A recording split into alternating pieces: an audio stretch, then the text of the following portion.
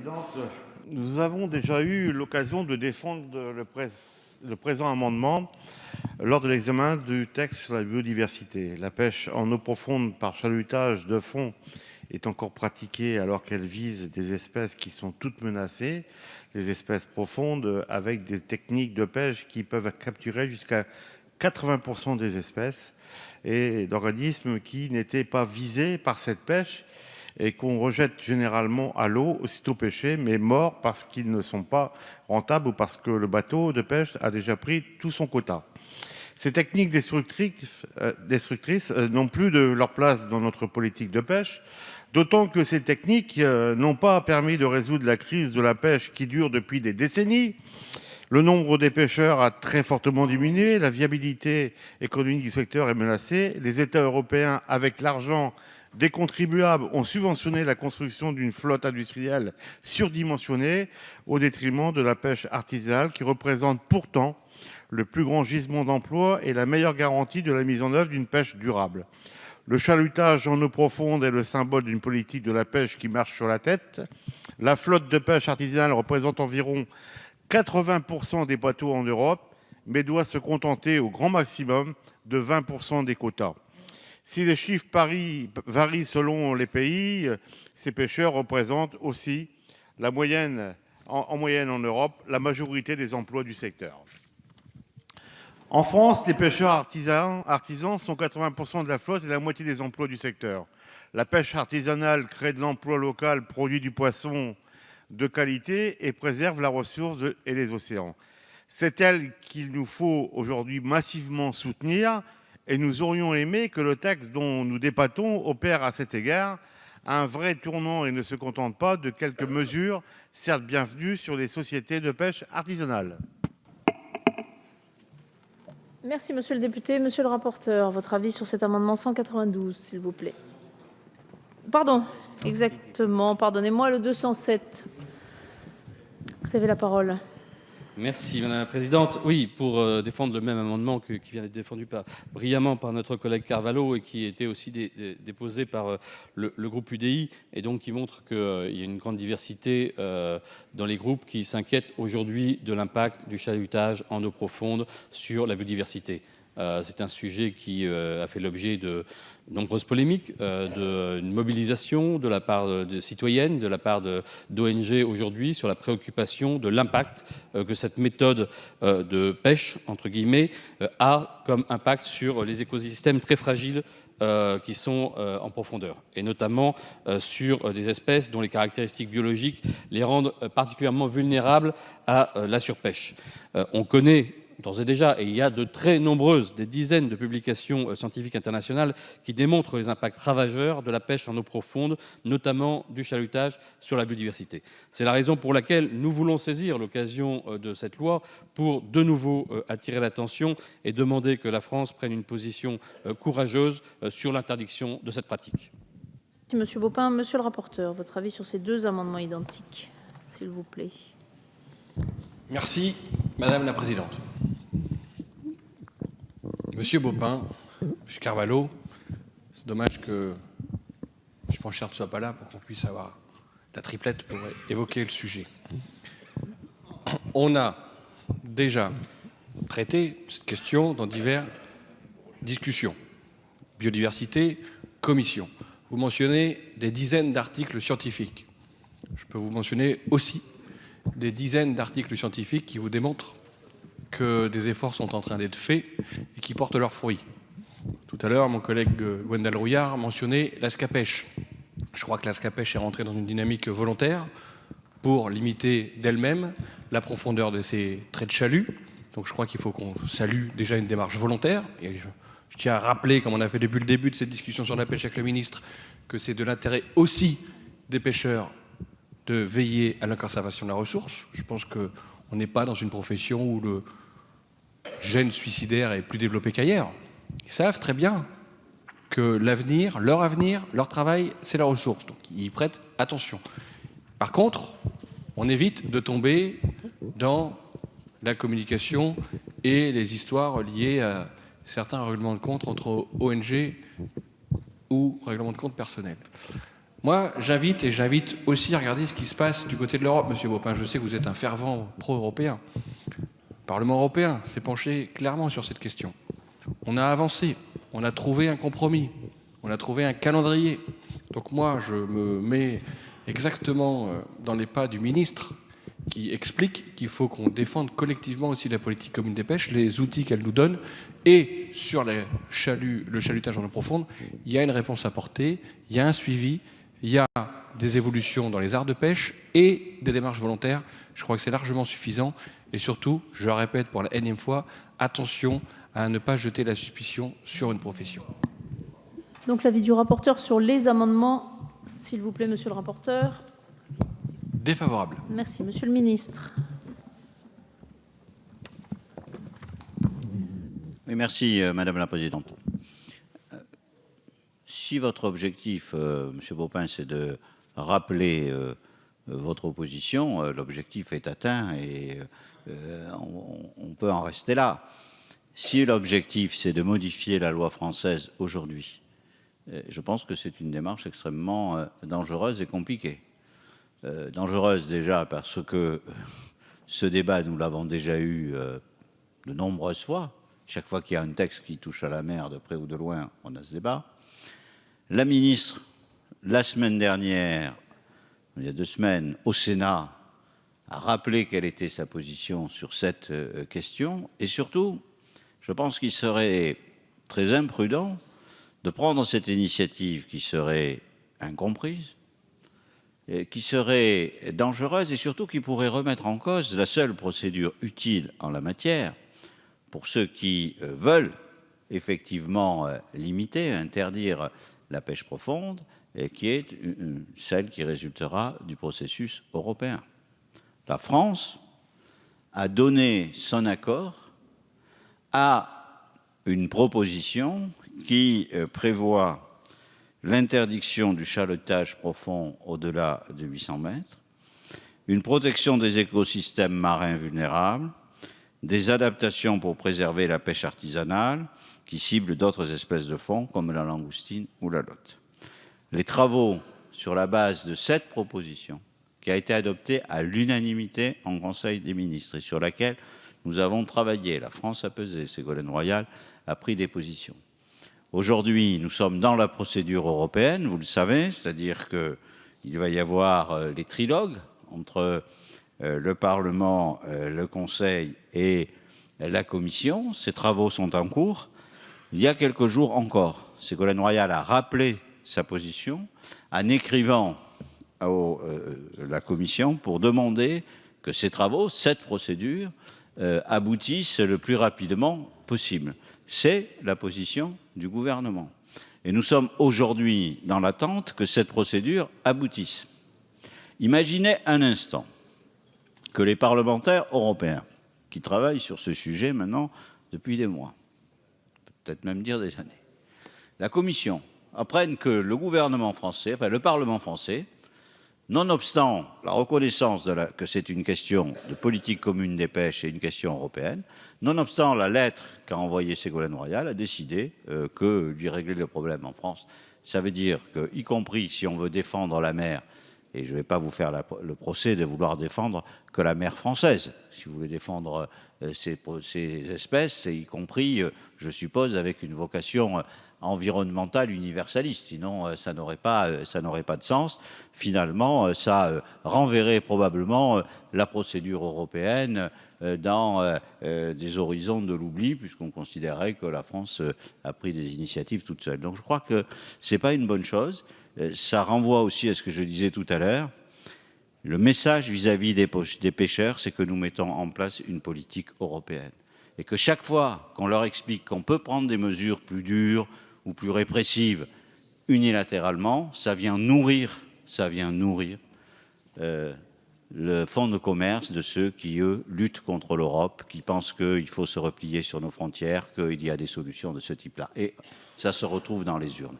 Les intentions sont bonnes, mais je crois qu'aujourd'hui, la responsabilité politique, compte tenu de l'état de la procédure, c'est bien de se dire qu'on est tous derrière la démarche qui a été engagée par Ségolène Royal pour arriver à cette décision. Elle est proche, il y a unanimité des pays. Il suffit maintenant que le trilogue aboutisse. C'est pour ça que je souhaite que vous puissiez, par cohérence, retirer ces amendements pour que nous ayons un message unanime, qui est celui de la lettre adressée par la ministre, qu'il puisse y avoir une conclusion rapide de cette procédure européenne. À défaut, j'émettrai un avis défavorable. Merci, Monsieur le ministre. Monsieur Lurton, vous avez la parole. Oui, merci Madame la Présidente. Je dois vous dire que je partage totalement ce qui a été dit par Monsieur Leroy et Monsieur le Ministre il y a quelques instants. J'ai du mal à imaginer que l'on puisse proposer ce type de mesure uniquement pour les pêcheurs français. Demain, ça veut dire que la pêche qu'ils pratiquent, pour eux, pour les pêcheurs français, n'existe plus et que tous les pays autour de nous auraient le droit de pratiquer cette pêche alors qu'on aurait détruit, je ne sais pas, moi on m'a donné un chiffre, à peu près 250 emplois en plus. C'est vrai qu'il y a actuellement une négociation européenne qui est en cours. D'après les informations que Monsieur le Ministre a confirmées il y a quelques instants et dont nous disposions aussi, elle semble bien s'orienter vers un compromis acceptable par tous, qu'en tout cas nous soutiendrons aussi, avec mes collègues du groupe républicain ici présents. Moi je voterai aussi contre ces amendements s'ils sont maintenus. Merci, Monsieur Lebris, vous avez la parole. Oui, bien sûr, nous nous exprimerons également contre ces amendements. Et permettez à quelqu'un qui connaît bien le monde de la pêche, pour avoir été maire d'un port de pêche majeur pendant un quart de siècle et d'une famille de pêcheurs ayant, et moi-même, participé à de nombreuses campagnes de pêche, de vous dire que les pêcheurs sont des gens responsables. Sont des gens responsables qui savent que la ressource est la leur et qu'il faut aussi la gérer. Je crois qu'il ne faut pas opposer les types de pêche les uns aux autres. Il ne faut pas opposer la pêche à la Seine avec la pêche au fond. Il ne faut pas opposer la pêche hauturière avec la pêche artisanale. Il ne faut pas opposer la pêche côtière avec la pêche au large.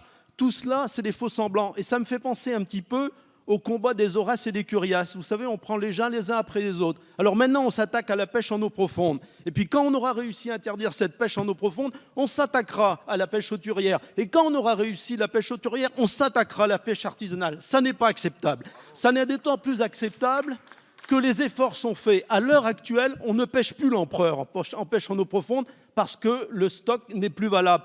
Et à l'heure actuelle, en eau profonde, 75% des stocks ont atteint le niveau admissible. Il y a donc une gestion qui est faite rationnelle, qui est au service des pêcheurs. Continuons comme cela, soyons soucieux du stock, mais ne faisons pas des oukases à l'égard de telle ou telle pêche. Toutes ont leur place. Merci, Monsieur Leray, vous avez la parole. Merci Madame la Présidente. Oui, on peut revenir un instant sur un sujet quand même qui est essentiel pour une région, la région lorientaise. Autant je peux comprendre la cohérence des propos de nos collègues écologistes, par contre, nos collègues du Front de gauche, je ne peux pas les comprendre. Vous savez très bien, et tout à l'heure ça a été justement dit par Gwendal Rouillard, c'est toute une économie qui dépend notamment de ce type de pêche. Et pour avoir aussi échangé longuement avec des pêcheurs, ils sont tout à fait conscients que la pêche aujourd'hui est un sujet d'avenir, est un sujet essentiel pour leur propre survie. Ils ont pris des démarches depuis des années en termes d'équipement, en termes, j'allais dire, même de formation sur la pêche, où ils font cette démarche d'assurer la production de demain. Et puis, je crois qu'il ne faut pas isoler, comme vient de le dire notre collègue Lurton, il ne faut pas isoler la France sur ce sujet. Pourquoi soudainement la France irait faire le chevalier blanc de l'Europe et se retrouverait complètement isolée dans cette politique? L'Europe évolue, elle accompagne les pêcheurs, donc je crois qu'il faut le prendre dans ce sens-là. En tout cas, on est plutôt dans une démarche très constructive dans nos propos. Il ne s'agit pas de s'opposer totalement à ce que vous dites, mais en même temps, votre méthode, elle est quand même assez surprenante, cette violence de dire non, il faut arrêter. Non, ça ne marche pas comme ça. Il y a des gens et des femmes derrière qui vivent de ce métier. Ça va se faire progressivement, ils en sont conscients. Et comme vient de le dire notre collègue Lebris, aujourd'hui, on est à équilibre dans 75% des espèces. Il faut quand même le redire. Parce qu'il y a eu cette évolution, elle est positive. Donc soyons positifs. Merci, Monsieur le député. Monsieur Baupin, retirez-vous votre amendement? Maintenez-vous? Sûrement pas, non. Surtout après les provocations qu'on peut entendre. C'est-à-dire, on peut avoir des débats sans se caricaturer. Dire que parce qu'on attaque d'ailleurs, on met en évidence les dégâts d'une pêche industrielle avec des méthodes qui sont particulièrement ravageuses. Dire qu'on est contre tous les pêcheurs, c'est des amalgames tellement faciles, tellement caricaturaux, que franchement, ça n'incite pas à avoir un débat serein. Moi, je voudrais citer une personne qui est intervenue la semaine dernière au Sénat lors du projet de loi sur la biodiversité et qui a dit à propos de la pêche en eau profonde, qui a parlé de massacre, de dégâts invraisemblables, d'un arrachage systématique, et que si c'était en surface, les gens se révolteraient, ce serait impensable, et qui a dénoncé le chantage à l'emploi, et a appelé la France à donner l'exemple, à donner le signal. Cette personne est ministre de l'écologie. C'est Ségolène Royal qui s'est exprimée ainsi la semaine passée au Sénat. Donc, monsieur le ministre, vous avez rappelé la prise de position très claire de la ministre de l'écologie la semaine passée. Je pense en effet que la prise de position très claire de la ministre de l'écologie la semaine passée au Sénat doit être suivie. Monsieur Folliot, vous avez la parole. Écoutez, merci Madame la Présidente. Moi, je suis très serein par rapport à cela pour plusieurs raisons. Tout d'abord, chacune et chacun peut concevoir le fait que le département du Tarn n'est pas un département forcément connu et reconnu par ses façades maritimes et que donc si je m'exprime dans ce cadre-là aussi, comme chacune et chacun d'entre nous, c'est uniquement avec une certaine vision de l'intérêt général. Et au regard de celle-ci, moi je voudrais simplement dire que les propos qui ont été tenus par monsieur le rapporteur ou par monsieur le ministre ont été particulièrement convaincants et que de manière identique aussi des propos tenus par nombre de nos collègues sur tous les bancs. Et que dans ce cadre-là, moi je pense que le fait que, voilà, vous avez annoncé, mes chers collègues, une opinion. Il y a eu un débat par rapport à cela, mais je crois que chacune et chacun comprend bien que la sagesse serait que vous retiriez ces amendements et que nous puissions poursuivre l'examen du texte avec toute la quiétude qu'il faut. Parce que, somme toute, l'excès dans tout est quelque chose de négatif. Et assurément, vos propos sont très excessifs, y compris ce que vous proposez au travers d'une interdiction globale, indéterminée, indéfinie, je veux dire de la pêche en eau profonde. Et je crois que chacune et chacun s'est exprimé assez longuement pour dire combien il est important qu'il y ait des pratiques responsables. Certes, par le passé, il y a eu des choses qui ont été faites et qui étaient assurément pas correct.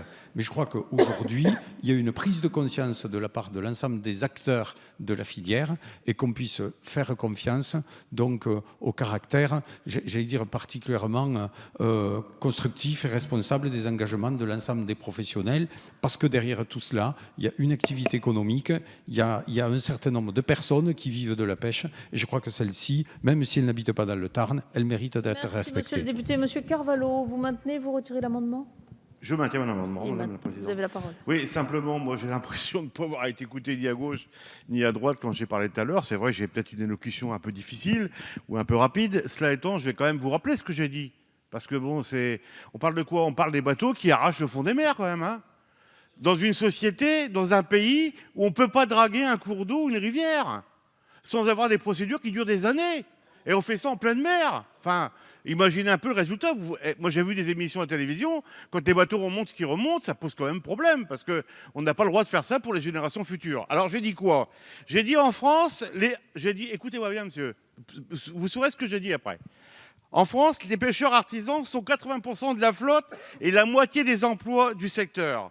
La pêche artisanale crée de l'emploi local, produit du poisson de qualité et préserve la ressource et les océans. Donc c'est pas contre les pêcheurs, c'est bien au contraire.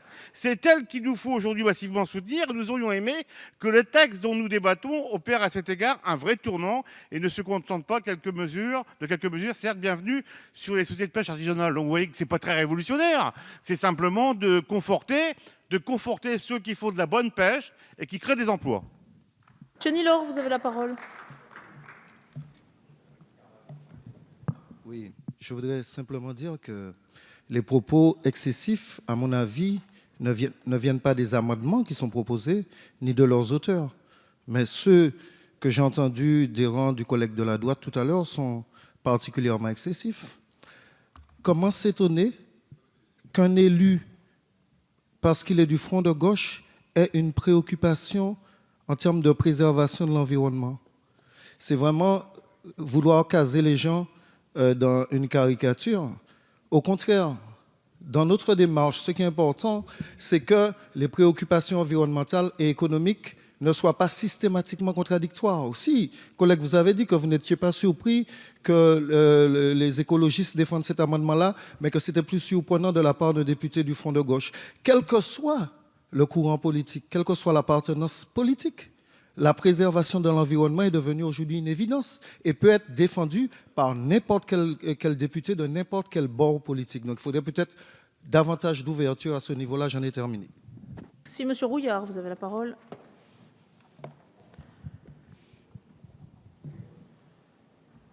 Dire deux, trois mots.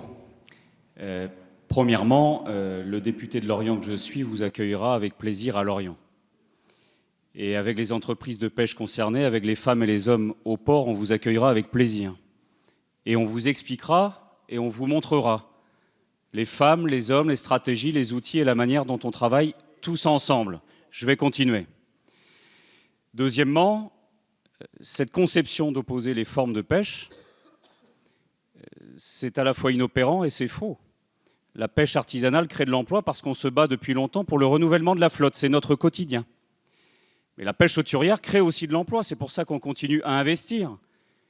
Et chaque année, au port de pêche à Lorient, nous investissons des millions d'euros pour la pêche hauturière comme pour la pêche artisanale parce que c'est une filière et parce que les gens travaillent ensemble. Et dernier élément où je suis assez stupéfait, c'est pour ça qu'à un moment donné, passons de la discussion virtuelle aux réalités. Qu'est-ce qui se passe concrètement sur notre territoire depuis plus de 10 ans ? Les scientifiques d'Ifremer, puisqu'on a une station Ifremer à Lorient, c'est la station qui travaille pour partie sur les espèces en eau profonde. Que font les scientifiques d'Ifremer ? Ils travaillent avec les entreprises de pêche au port, et mieux, depuis une dizaine d'années, les scientifiques d'Ifremer vont à bord des navires. Et c'est pour ça que le CIEM est en capacité d'émettre des avis scientifiques, puisque nous avons collecté depuis des années et des années des dizaines et des dizaines de milliers de traits de chalut. Ce sont des données objectives qui, certes, sont insuffisantes. C'était le sens de mon propos tout à l'heure en disant « continuons d'approfondir nos connaissances scientifiques » et nous sommes parfaitement lucides sur ce qui va et sur ce qui reste à faire. Donc c'est bien une démarche de responsabilité et de lucidité, mais de grâce, sortons des postures, venez à Lorient et regardez les réalités objectives et en particulier la qualité du travail d'Ifremer. Merci Madame la rapporteure. Madame Leloc, vous avez la parole. Chut, Madame la rapporteure a la parole. Merci Madame la Présidente. Alors, le Guilvinec n'est pas Lorient. S'il vous plaît, Monsieur Rouillard. Madame la rapporteure a la parole et elle seule. Le Guilvinec n'est pas Lorient. Merci Monsieur Rouillard. Mais il y a au Guilvinec aussi quelques bateaux de taille modeste qui pêchent quelques quotas en eau profonde, des quotas extrêmement limités, des pêches qui sont extrêmement contrôlées. En tout cas, c'est ce que Madame la rapporteure. Les marins messieurs les députés. Patrons de pêche. Non, je vous en prie. Madame la rapporteure, je vais vous redonner la parole. Je vous demande de vous arrêter, s'il vous plaît. La parole est à la rapporteure. Merci. Madame la Présidente. Écoutez, je vais recommencer. Le Guilvinec, c'est vrai, n'est pas Lorient, mais il y a malgré tout au Guilvinec quelques bateaux modestes de moins de 24 mètres et qui pêchent quelques quotas en eau profonde, suivant les quotas qui sont autorisés. Et ces patrons pêcheurs et ces pêcheurs me disent constamment que s'il y a bien une pêche qui est contrôlée et des quotas qui sont extrêmement limités, ce sont bien ces quotas de pêche en eau profonde. Donc je crois qu'en effet, les dispositions sont débattues au niveau européen et nous devons bien sûr entendre cela. Le Parlement a pris position sur le projet de règlement. Les orientations sont connues.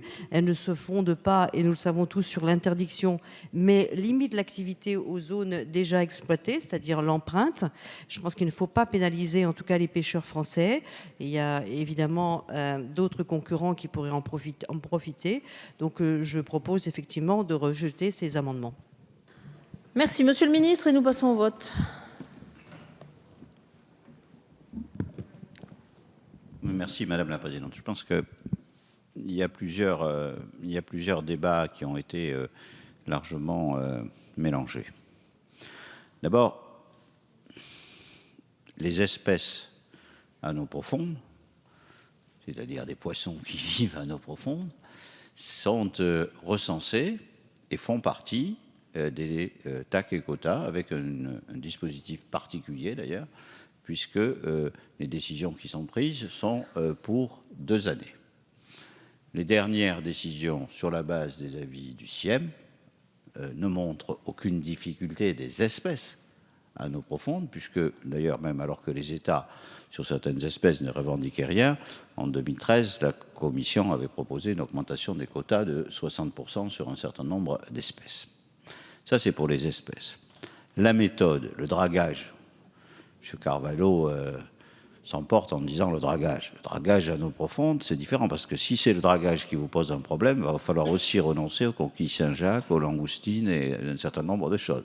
Donc, ce n'est pas ça la question. Donc, la question, c'est l'effet de ce mode de pêche à une certaine profondeur sur les fonds marins. C'est ça la question qui est posée. Et c'est la question sur laquelle la ministre, effectivement, et c'est la position du gouvernement, et pour qu'il y ait au niveau européen une décision qui limite les possibilités de pêche au-delà de 800 mètres. Les choses sont claires. Et ne mélangeons pas les débats. Ça se fait dans un cadre qui est un cadre qui a été négocié, sur lequel on peut avoir une démarche qui est plus consensuelle qu'attendue. Nous en sommes dans la phase finale, c'est-à-dire le trilogue au niveau européen. Je crois qu'il faut respecter cette démarche extrêmement précise. Et donc, je réitère que ce qu'a dit la ministre sur le principe et sur l'objectif, c'est la position du gouvernement, mais que sur la méthode, ce n'est pas à travers cet amendement, mais à travers la concrétisation de la démarche engagée au niveau européen que nous pourrons passer des intentions aux actes. Par conséquent, je souhaite soit que ces amendements soient retirés, soit j'émets un avis défavorable. Merci, monsieur le ministre. Mais ils n'ont pas été retirés, les amendements. Donc, je mets aux voix ces 2 amendements 192 et 207 qui ont recueilli un avis défavorable du gouvernement et du rapporteur. Qui est pour? Qui est contre? Ils ne sont pas adoptés. Amendement 213, monsieur Lambert, vous avez la parole. On va essayer d'accélérer un petit peu, peut-être. Oui, madame la présidente, mais permettez-moi